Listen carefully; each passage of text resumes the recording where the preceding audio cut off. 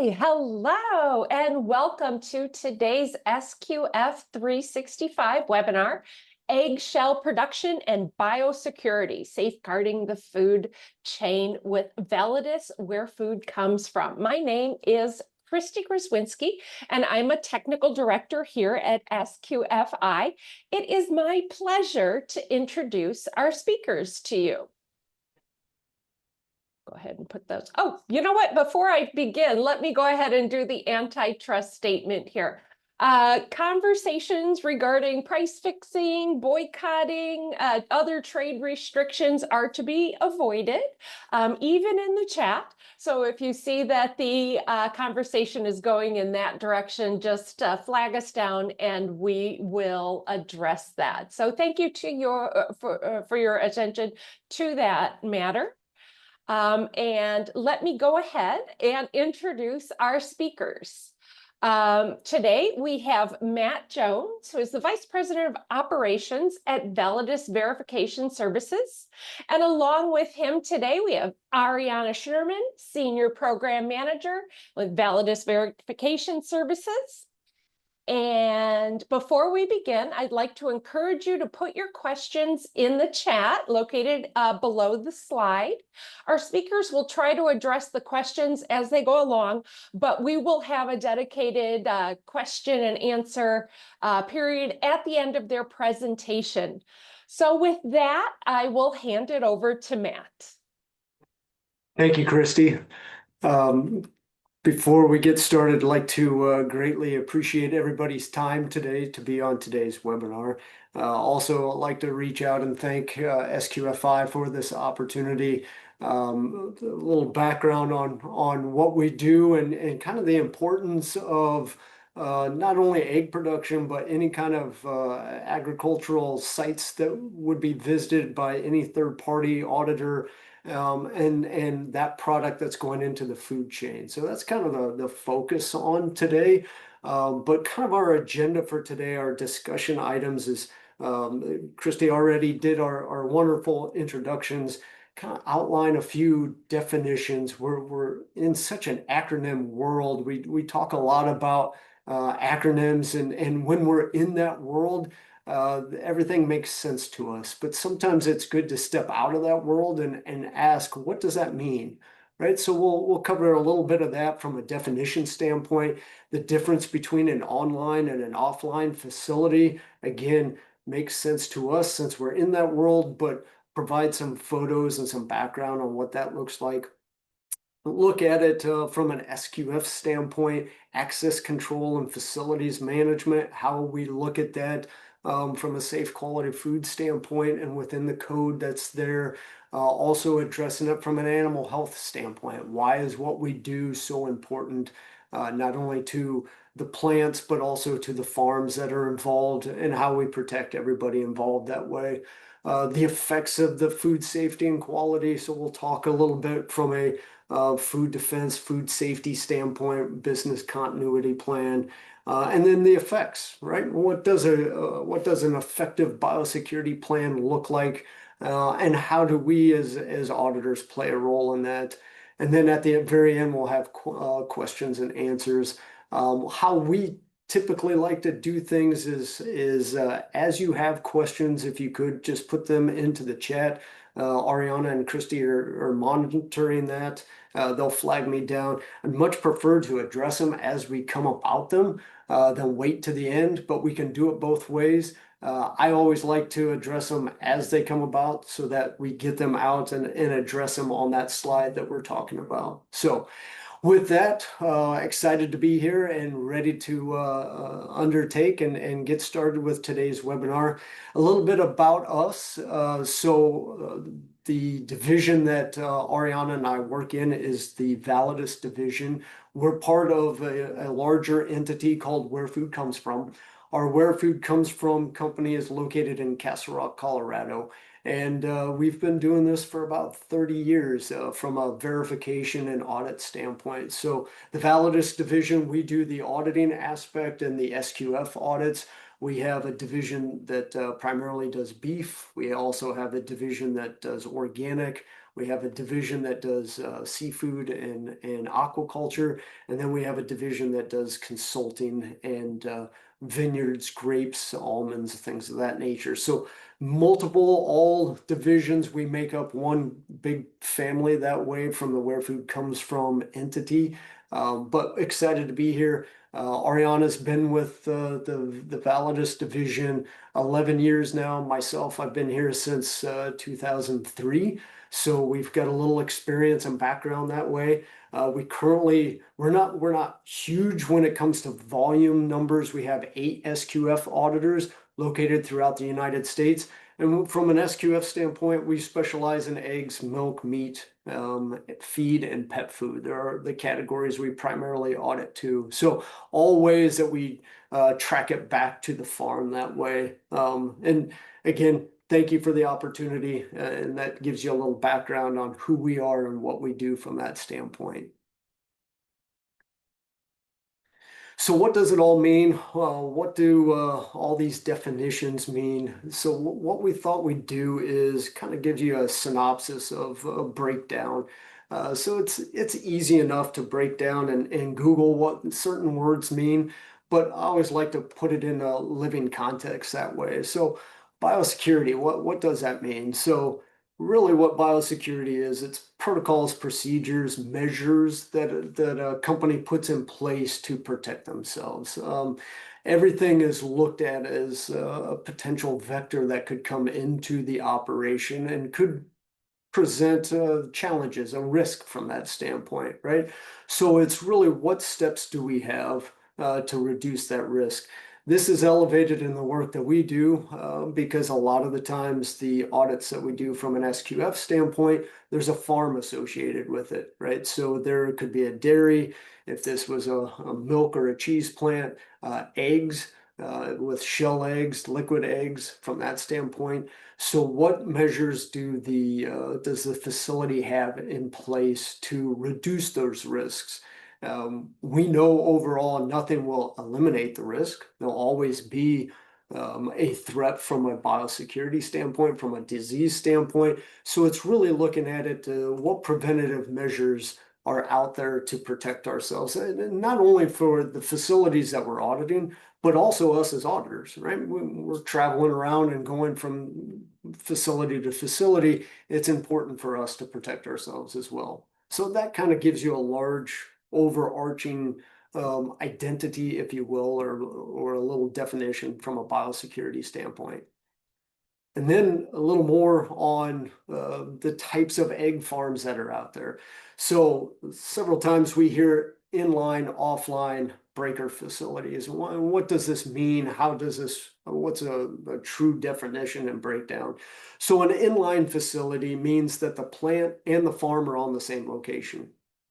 This is important. This is a key definition to know as a third-party auditor, because that also means that the farm and the plant are on the same physical property, and there may be additional challenges that arise as a third-party auditor, especially one that you may not think about because you're focused on going to the plant from a food safety, from a food quality aspect.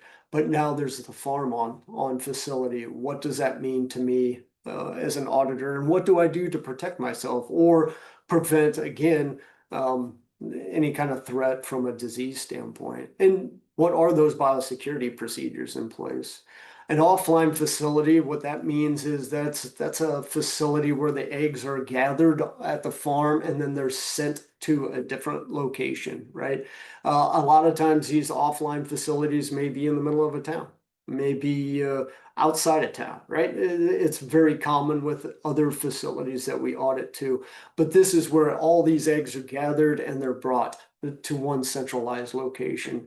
So that kind of gives you a high level background between those two. The third one that we have here is the breaking plant. Now, with an inline and an offline facility, those could be shell eggs, meaning that those eggs remain in their shell, they remain intact all the way throughout the process. A breaker on top of that takes that shell egg and removes the shell, right? And places that liquid product into a silo that then gets tankered out could be further processed there, or it could be tankered out to another facility, but for further processing. So how does that affect from a safe quality food standpoint? How does that affect you as the auditor? It's all important to understand these definitions and understand the types of audits and types of facilities that we're auditing to.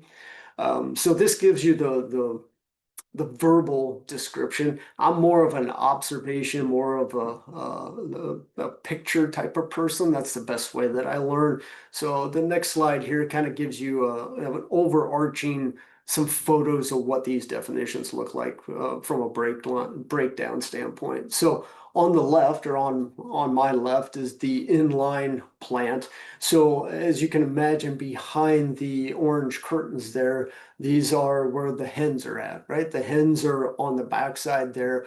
They lay the eggs. The eggs are in a nest or in a cage, depending on the type of facility that are there.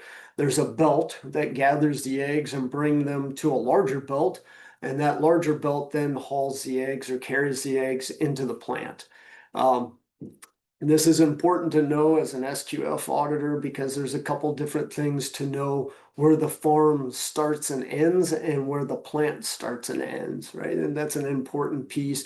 And then more importantly, who's in control of the belts? Who runs the belts? Is it the farm's responsibility to run those belts to send them off to the plant? Or is it the plant's responsibility to start up those belts and send them into the plant when they're ready to run those lines? The other interesting thing to keep of note on an inline plant is from a food fraud standpoint, right? To circling back and keeping it into our SQF, what types of eggs are we running that day? Is it all cage? Is it all cage free? Is there a combination? Do different belts run to different barns that have different criteria for those eggs, right? And different niches for those eggs. So all of this should be outlined, hopefully before you arrive and gathering that information as you're preparing for your SQF audits that way. The offline plants are a little more what I would say typical of a production facility. Eggs come in, they go throughout the process, the egg wash, the segregation process. And typically from an offline plant can either be a shell egg facility or a liquid egg facility, right? A breaker from that standpoint. So, but two different methods of how those eggs arrive at the facility. So one, that egg is being carried on a belt that then goes directly into the plant. Another one, the farm collects them, gathers them, puts them on what there is called the flats, the colored pieces of plastic that the egg sits on. Those flats are placed on a pallet. That pallet's placed in a truck. That truck then hauls the eggs to the plant, to the offline location to be further processed. No right or wrong, one side's better than the other. Both are, this is typical egg production. These are the options that you have. On the next slide that we have here is a photo of the breaker itself. So as you can see, with the shell egg ones, those eggs remain in their shell all the way through. The breaker facility, now we're running the eggs through the machine that's going to break the eggs and either keep it whole as a yolk product or segregate the yolk from the whites. And that's common as well. So it really depends on the client, the consumer that they have, and where that product is going from a bulk standpoint. So these are our two main options that we see from shell eggs, either that egg's going to remain in its shell all the way through processing, or it's going to be broke and placed into a silo, and then either further process or go directly to a consumer. Or the breakers are more common that we see from a restaurant standpoint, large hotels, things of that nature that are going to use the liquid egg and more of your omelets and things of that nature from a large quantity standpoint. So from pulling everything back and drawing it into an SQF standpoint, so we look at primarily that access control and facility management standpoint. So from a next slide standpoint, what is the purpose of that biosecurity? So I stated a little bit before, um, there's a risk involved with egg production and doing third-party audits from an egg standpoint. The biggest thing is what is identified as a vector. So a vector is anything that can carry a disease, and these are things that we can't see, right? Even though we think we're clean, there's the potential of carrying things on us, in us, as we arrive to the facility that way. So um, really, and that's the definition of a vector. Probably the best example of that. I saw an article one day where they took a snowball, and what they did was they added food coloring to the snowball, and then stuck the snowball onto the upper wheelhouse of a truck, and then they had that truck drive site to site to site.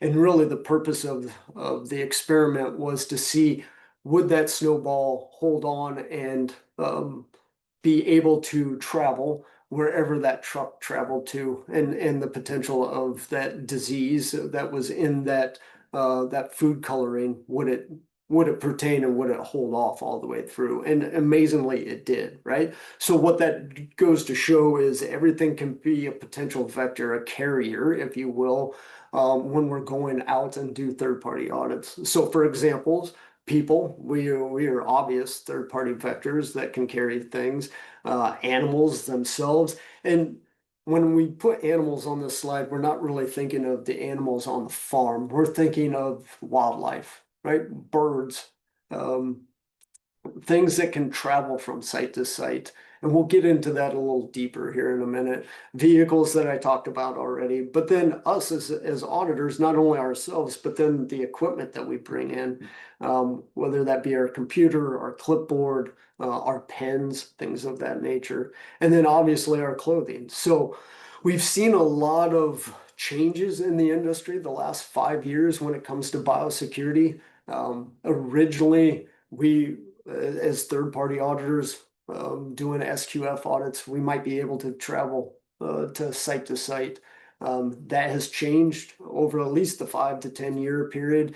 Now you see more of downtime that's required. So downtime is the amount of time that you spend outside of that industry, away from like species that way, away from other farms that way. So ensuring that those protocols are being followed.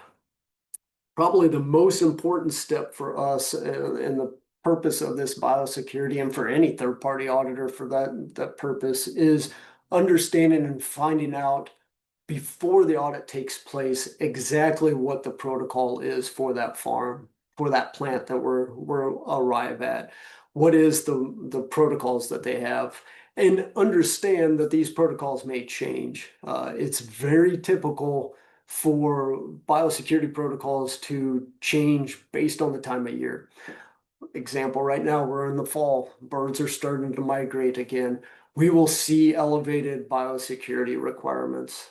It's not uncommon for us to see 72 hours downtime away from other egg facilities, away from other types of farms that you may visit, or plants from that standpoint, away from things that occur throughout life, fairs, circuses, things of that nature. And they're also very interested in finding out, do you have any of these species that you're auditing to?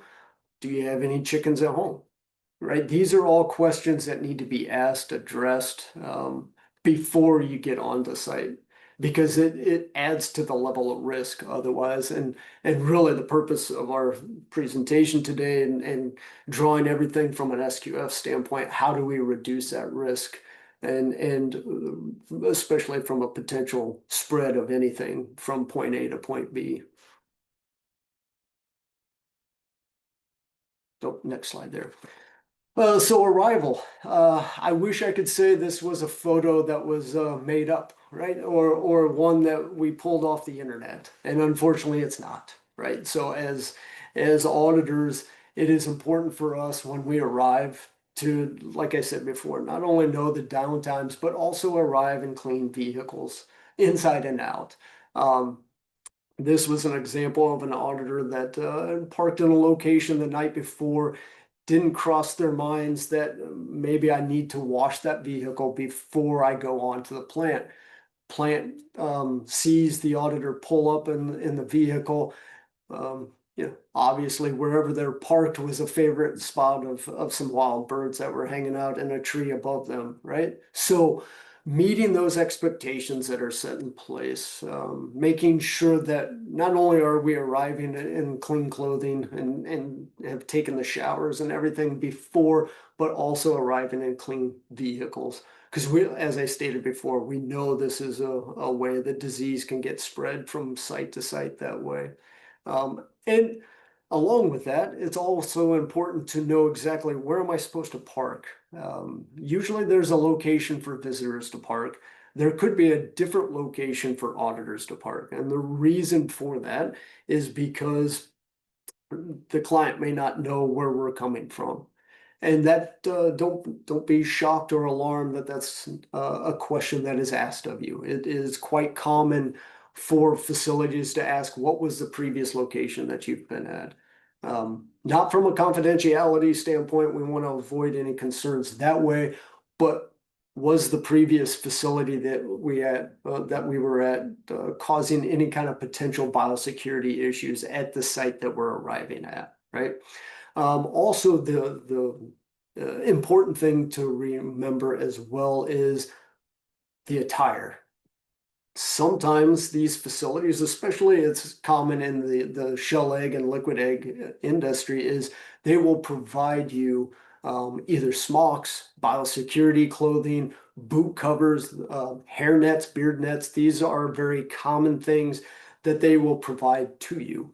But as auditors, it's important and our responsibilities to be prepared.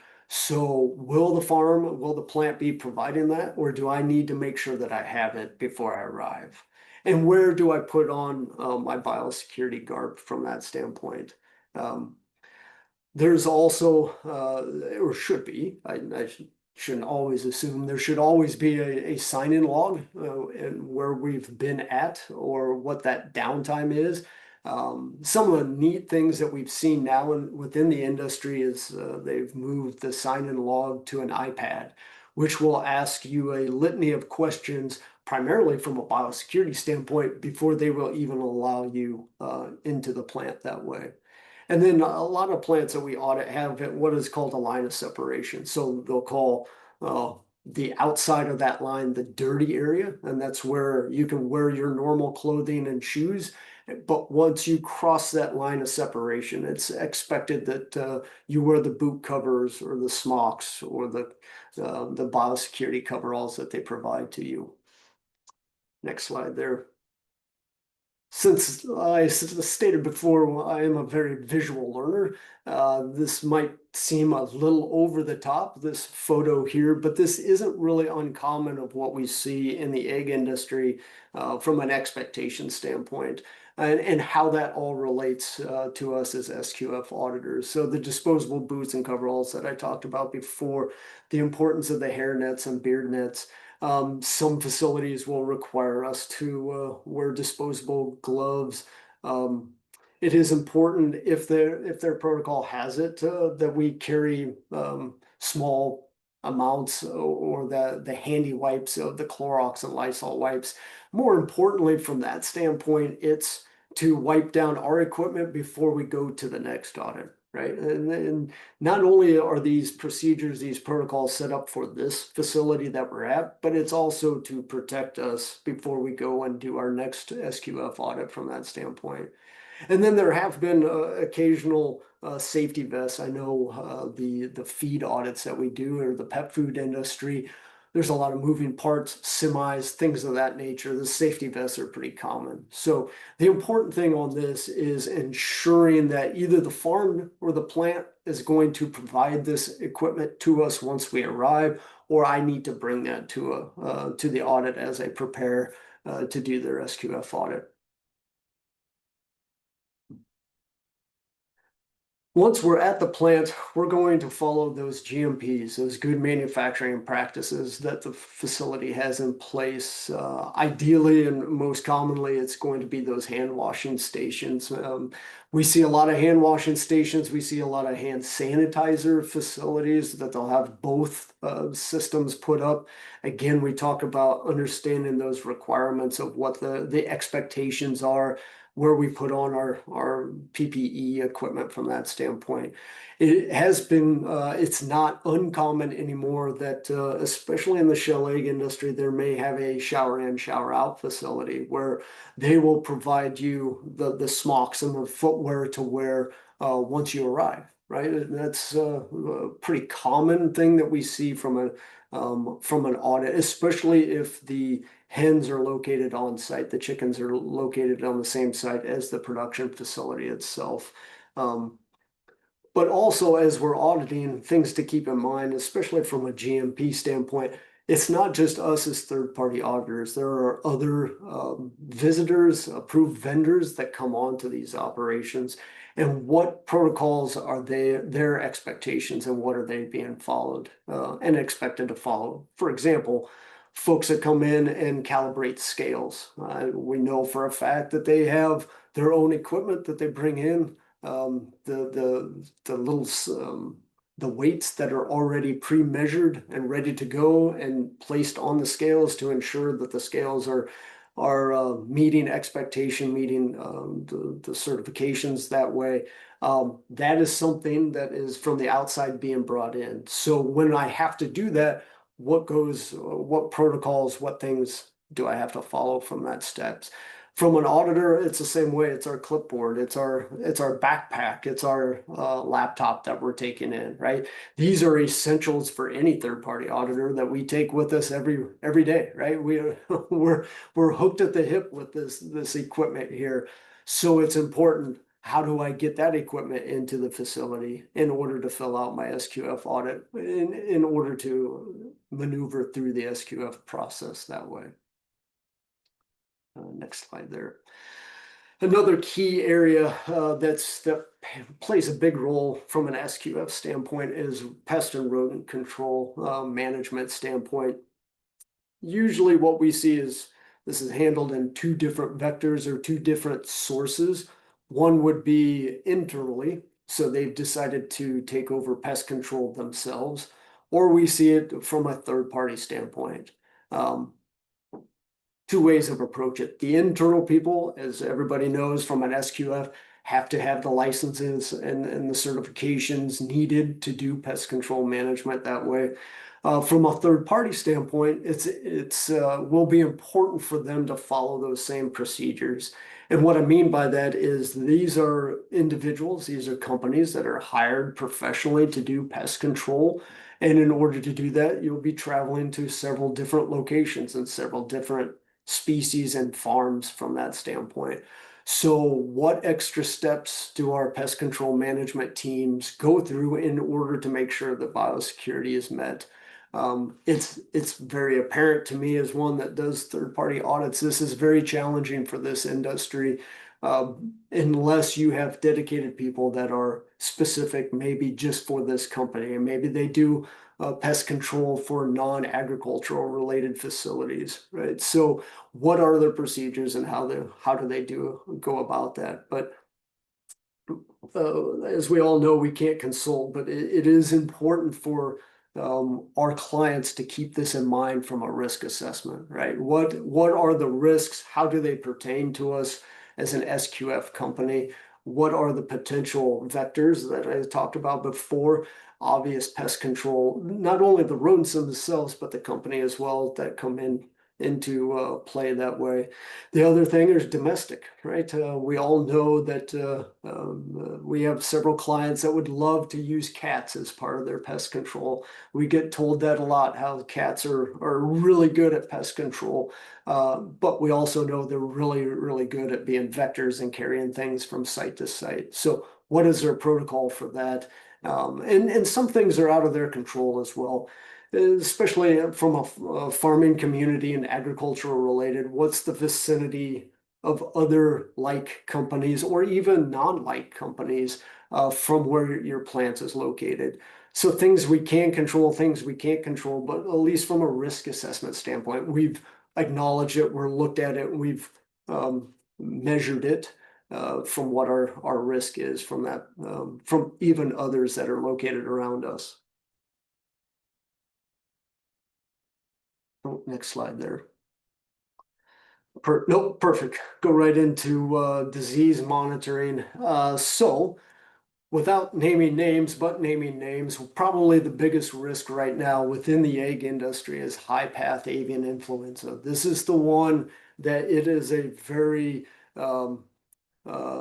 deadly disease in the egg laying industry, right? The first line there, diseases, as we know, cause emotional, biological, and financial stress on our clients, on all clients, anybody within the agricultural world. AI was first introduced to us, we as a third-party entity in 2015. That's the first time I've heard of this acronym, and it's very detrimental in the egg industry because by the time it's identified, it has spread through the chicken house, and it basically kills every bird in the house, right? So it's a very deadly disease out there. There's others out there, maybe not as deadly, but still the egg industry has to fight with or face egg drop syndrome, Newcastle disease, coryza, excuse me. So when you have diseases like this, several things that come into play. There obviously a loss in production. You don't have whatever you're selling, in this example, eggs to sell, or the egg quality decreases because the hens are sick, they're not feeling well, and you're seeing that in your overall quality of product that's coming out. It is important in this industry and all agriculture, when you see something like this occur, that it's very important that you follow up and follow your animal health plans that you have, work with your local, state, and federal veterinarians to make sure that we're not spreading the disease. I think this year alone within the egg industry, this spring was one of the more deadly springs that we've had. It's fascinating to us that the wild birds tend to be a carrier of it, but it doesn't seem to affect them quite as much or kill them to the volume it does of the laying hens, the turkeys, and the broilers. So it's interesting about that, but it's important for especially the inline facilities where you have hens and the plants on location. When this occurs, that you're reporting to the authorities that way and letting everybody know that that facility has broke with this disease. Because from a monitoring standpoint, how does that affect from an SQF standpoint?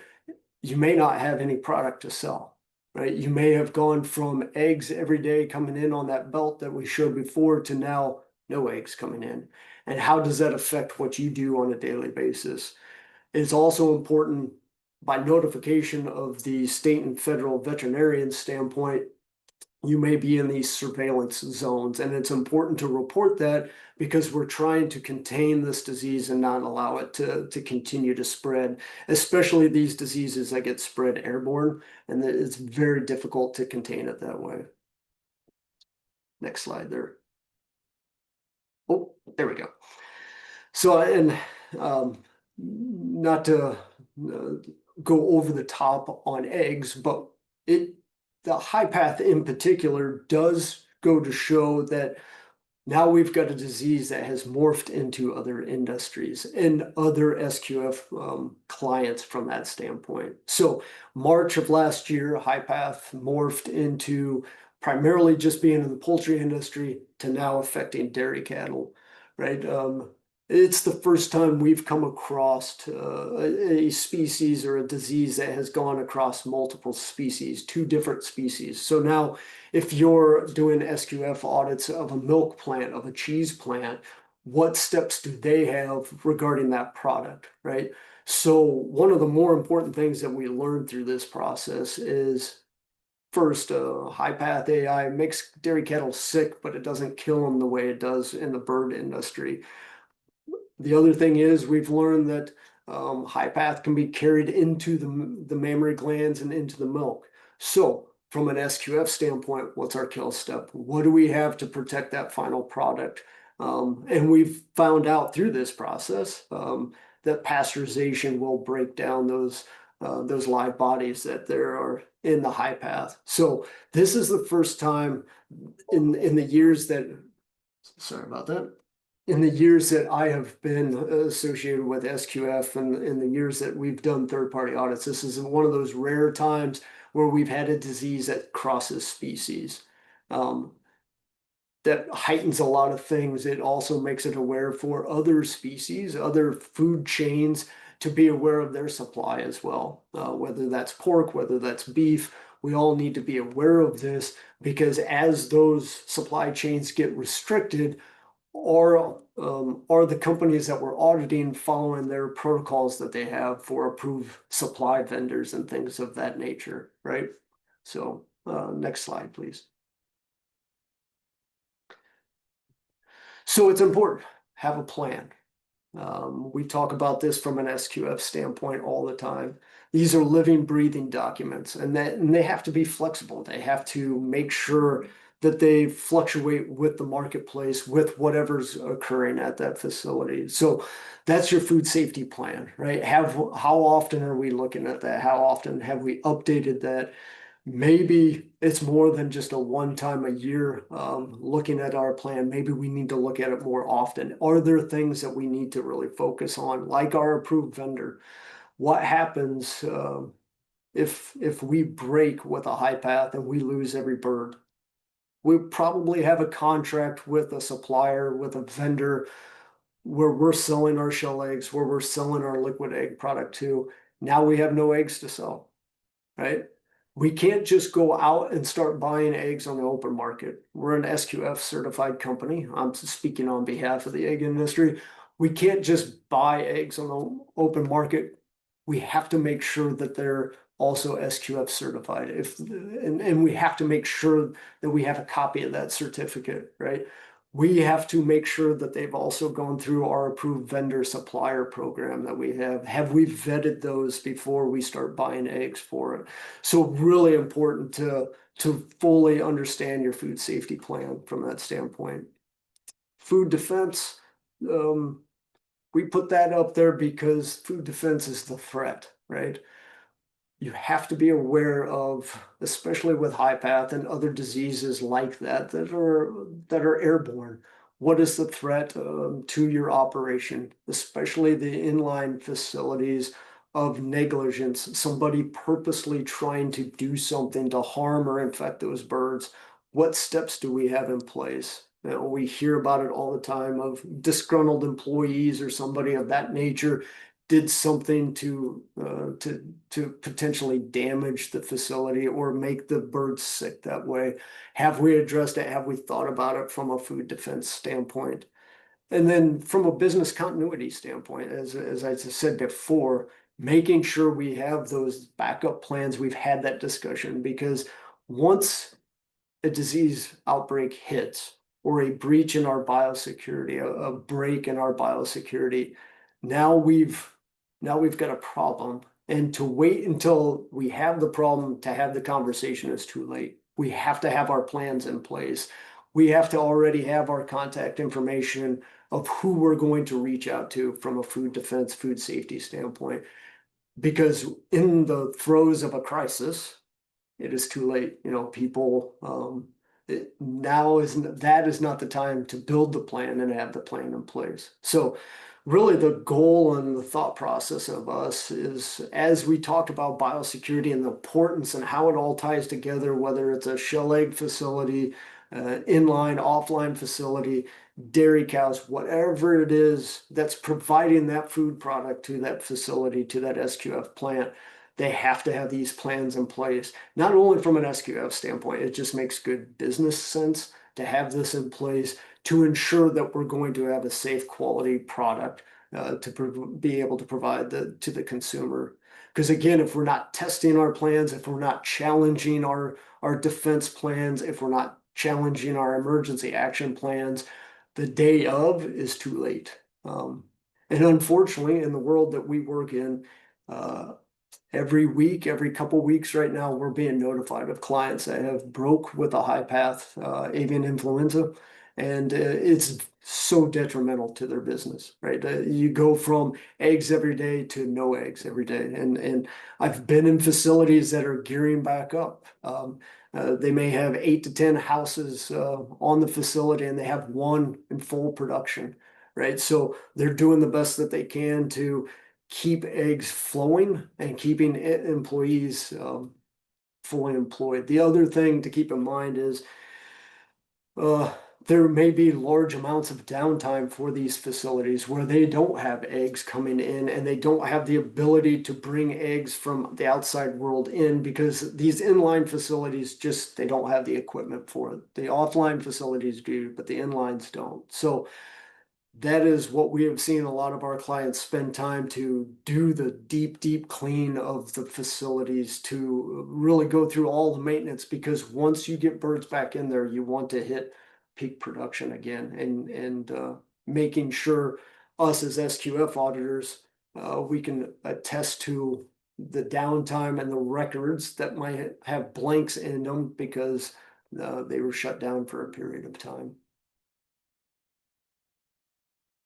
Next slide there. So last slide that I have for the group today, and again, I greatly appreciate the opportunity. Benefits. I always like to end the conversation, end the presentation with positives, right? Too many times we get tied up in the negatives, and a breach in our biosecurity can be really detrimental and really costly to a client, especially when they have both the animal and the plant on that property, on that piece of property that we're auditing. But the real benefits to all biosecurity from that standpoint is these are steps that are in place to protect the animal. It's also there to protect the employees that go to work there every day. We're also protecting the supply, right? We protect the animal and the animal's health. Now we're going to protect that food supply as it goes through. And with a good biosecurity program, hopefully we avoid some of those economic losses, some of those risks, or at least reduce the risk. There's nothing that will eliminate a risk from a biosecurity standpoint, but we're looking to reduce that risk that way. So some interesting things that I've been a part of and got the opportunity to listen to is it spurs the conversation. What can we do? Are there vaccines and things of that nature that we can provide to the birds, to the dairy cows, to the animals that are providing us the products that we need, right? And it takes a collaborative effort from Washington, D.C. all the way back to the farms where they're originating from. But with really strong plans, we can build a long-term success. And these are all practices that we find normal in our world, but I really wanted to, again, take the opportunity to thank everybody to talk about the importance of this because it is such a timely. This presentation, while it could be given year-round, really carries a lot of weight in the spring and the fall. I think there's one more slide. There we go. Questions? Fantastic. Matt, thank you so much. What great information. For someone who is not, I have no experience in the egg industry, this was just really, and I'm taking, I think you saw, I was taking notes as we went along. With the laser focus on your approved supplier program and vetting those vendors, it's so interesting. You know, as you were wrapping up, you were kind of talking about it. I'm like, you have one thing, you know, manufacturers have one thing that they have to process, and there's nothing else. You can't run another line for a while. It's just, it really puts the focus on your systems, your vendor approval, your supplier approval, GMPs. And I just kept writing down, I'm like, okay, so what are the important systems that they should be focused on? And I just now have a whole list. It went from one column to a whole page. Thank you for this information. If anyone has any questions, go ahead and put it in the chat. We do have some time for questions. And we have Ariana here. I thought, Matt, I'll give you a moment to catch your breath. I'm going to put Ariana on the hook. So we may have a mix between auditors and certified sites here, or sites that are looking into SQF certification. Ariana, I'll put you on the hook. And you're okay. I was going to say you're muted. So what is, what is the scheduling? Okay, I have a million questions in my head.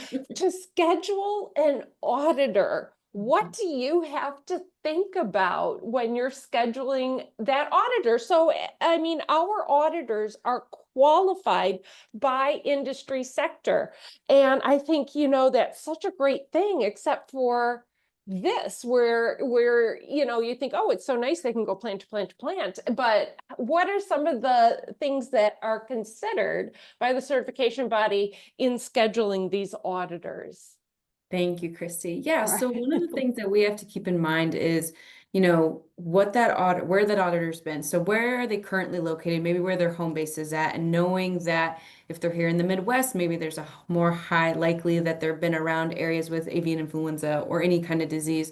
So just knowing where they've been, that's why the rental car is so important for us, is that, they're not taking anything from their own location, hopefully to that site. We're having everything cleaned as much as possible, especially during those unannounced audit time periods, when we cannot notify the site that when we're coming, that auditor needs to make sure that they are reaching out right before their window opens up, notifying them who they are, where they're coming from, confirming their biosecurity, especially in that seasonal time, as Matt said.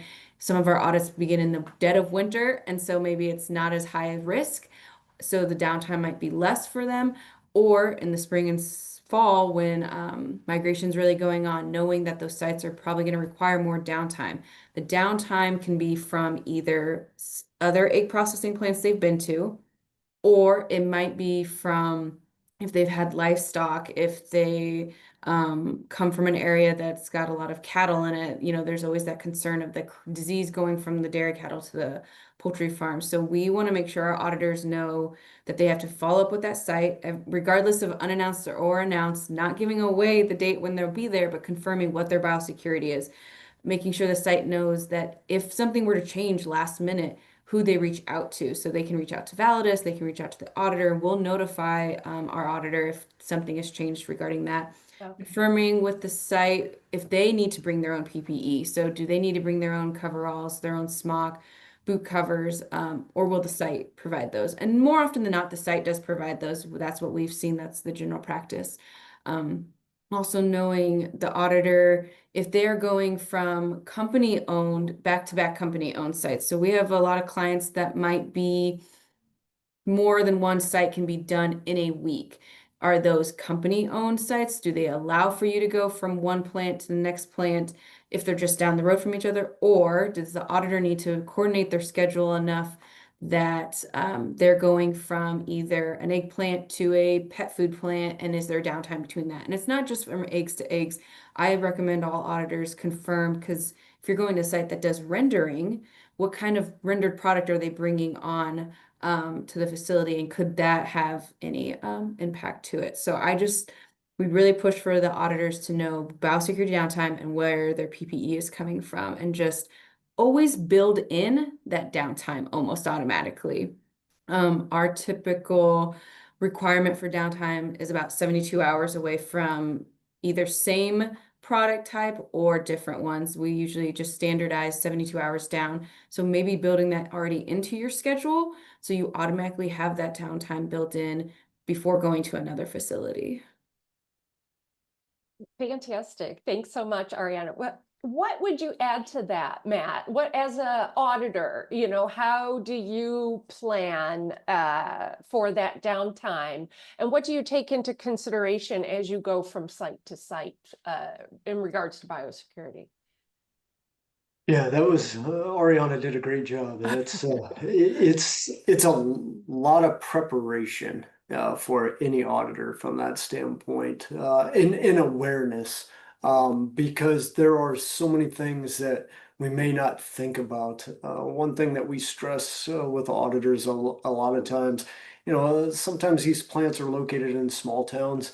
And a lot of times the gathering place for everybody in town is at the gas station, right? Maybe the local donut in the morning and a cup of coffee where everybody congregates, and just something simple like that as we stop in to maybe grab a snack ourselves before we get to the facility could cause for us to have just breached everything that we just worked for to make sure that we had that downtime. So just things of that nature that we start to plant the seed to have the auditors really be aware of their surroundings and things of that nature.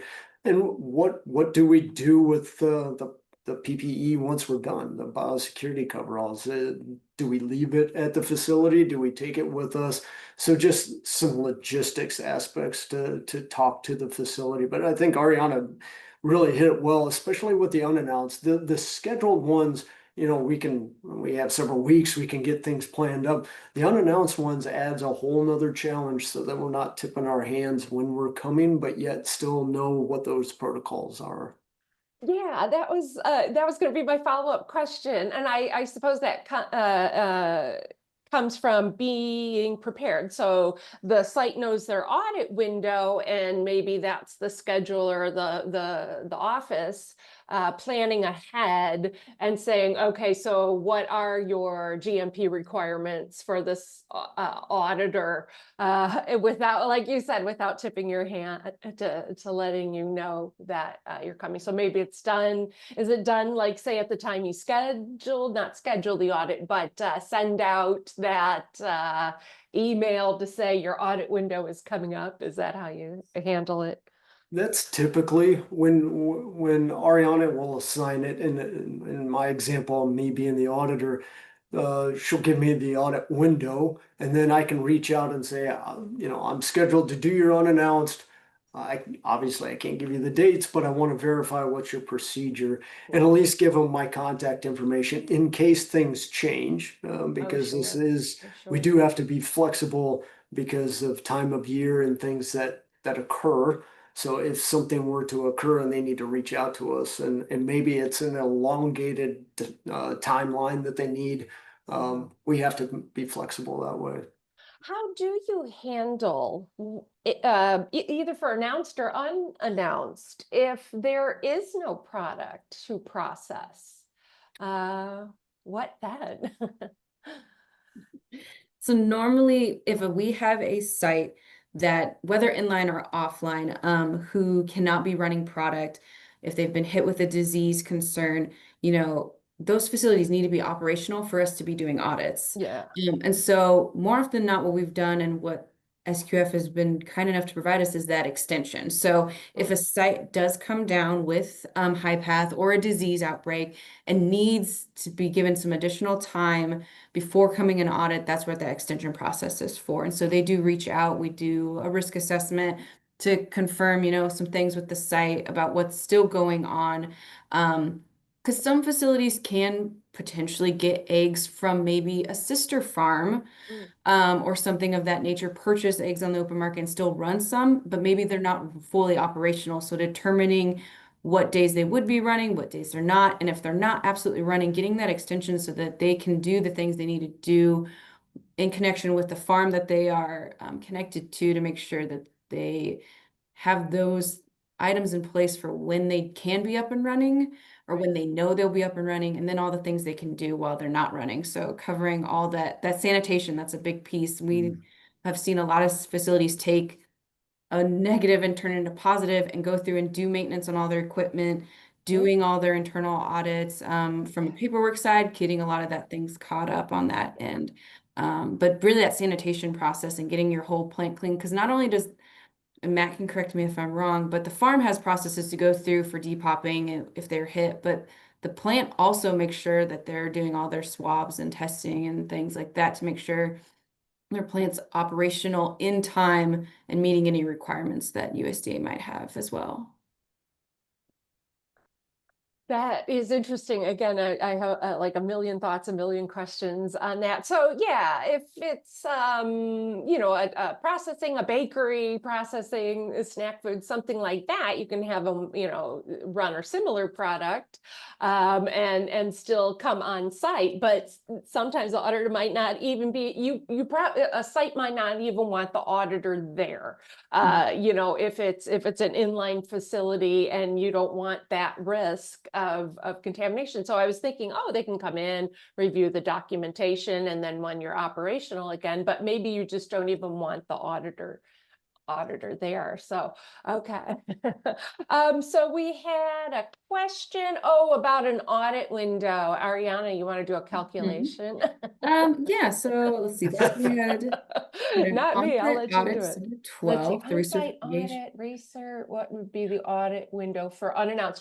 This one I can answer. Yeah. Your recertification audit window is always the same, that 30 day either side of your audit date. So your recertification audit date never changes. Your audit window does not change. Yeah. It depends on your initial audit date, and then it's 30 days on either side of that. That one I knew. Sorry, I didn't have to put you on the spot for that one. Okay. That's a nice, easy one.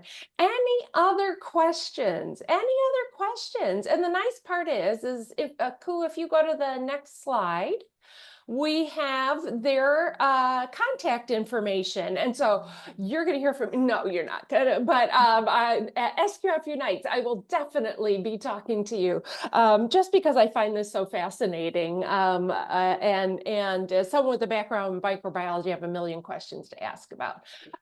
So here's their contact information. If you do have a follow-up question you would like to ask them, please take a quick little screenshot. You will get a copy of this recording by tomorrow.